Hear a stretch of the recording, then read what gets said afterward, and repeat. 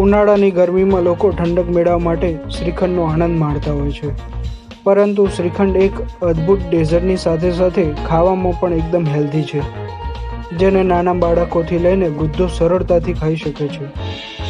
શ્રીખંડને તમે રોટલી, પૂરી કે એકલા ડેઝર્ટ તરીકે પણ લઈ શકો છો. આ સાથે ફરાળ કરતા લોકો પણ આ શ્રીખંડનું સેવન કરી શકે છે. આ શ્રીખંડને ખાવાની સાથે તેને બનાવવો પણ એટલો જ સહેલો છે.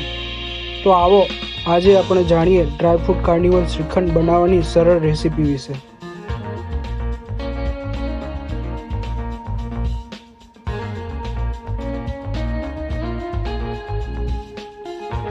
હું પિંકી સોની, દેરાણી જેઠાણી પરિવાર. ઉનાળો અત્યારે શરૂ થઈ ગયો છે, તો હવે લોકોને ઠંડુ ખાવાનું ક્રેવિંગ પણ વધતું જાય છે.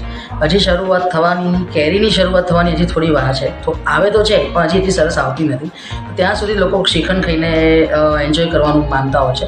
તો એના માટે એક શ્રીખંડ હું લઈને આવ્યો છું, ડ્રાયફ્રૂટ કાર્નિવલ શ્રીખંડ, જે ભરપૂર ડ્રાયફ્રૂટથી ભરેલો હોય છે અને સાથે સાથે તમને ખૂબ જ એનર્જી આપે અને ખૂબ જ ઠંડક આપે એવો શ્રીખંડ છે.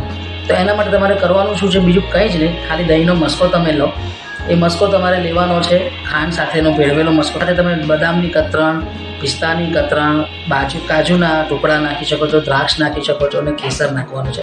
આ બધી જ વસ્તુ તમે 50-50 ગ્રામના રેશિયોમાં તમે પ્લસ કે માઇનસ કરી શકો, જેવી તમારી ચોઈસ એ પ્રમાણે તમે કરી શકો છો.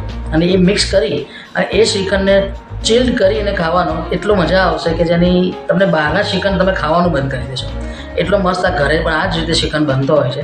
અને તમારા ઘરમાં લગભગ તમે 3 થી 4 જણા છો, તો 4 જણા વચ્ચે 100 ગ્રામ એક જણની ગણતરી કરવાની.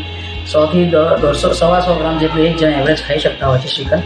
તમે 400 ગ્રામ શ્રીખંડની અંદર બેઝ લેવાનો હોય છે, 50-50 ગ્રામ બધા ડ્રાયફ્રૂટ નાખો એટલે તમારો 500 ગ્રામ જેટલો શ્રીખંડ તૈયાર થશે. અને એ 500 ગ્રામ જેવો શ્રીખંડ તમે 4 થી 5 જણા આરામથી ઘરે ખાઈ શકશો પેટ ભરીને. અને વધે તો તમે ફ્રીજમાં રાખશો તો એને 15 થી 20 દિવસ સુધી એને કશું થશે પણ નહીં, કેમ કે એની અંદર કોઈ પણ જાતના આપણે ક્રીમ નથી નાખ્યું, કોઈ એસેન્સ નથી નાખ્યું, કોઈ કલર નથી નાખ્યો. દરેકે દરેક સાત્વિક વસ્તુ નાખી છે, જે ઘરની આપણી જાતે નાખી છે, તો આપણને ખાવાનું ગીટ પણ નહીં રહે.